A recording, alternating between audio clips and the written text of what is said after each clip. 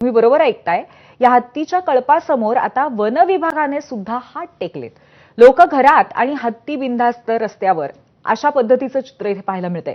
जाणून घेऊयात या संदर्भातला एक रिपोर्ट.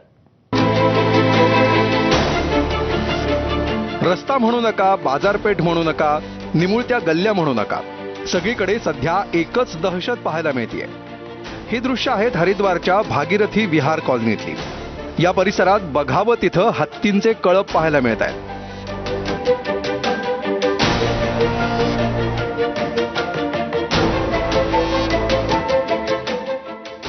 मानवी वस्तीत हत्तींची दहशत वाढल्यामुळे नागरिकही भयभीत झालेत. लोकवस्तीपासून हत्तींना लांब ठेवण्याचे वनविभागानं खूप प्रयत्न केले, मात्र वनविभागाच्या प्रयत्नांनाही यश येताना दिसत नाहीये. लोकांना घराबाहेर पडणंही कठीण होऊन बसलंय. हत्तींचा हा कळप अगदी सहजपणे रस्त्यावर फिरताना दिसतोय.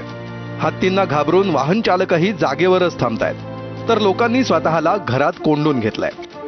आता हे हत्ती लोकवस्तीत शिरलेत की त्यांच्या अधिवासात मानवानं कब्जा केलाय, याचा विचार प्रत्येकानं करणं गरजेचं आहे. ब्युरो रिपोर्ट, ABP माझा.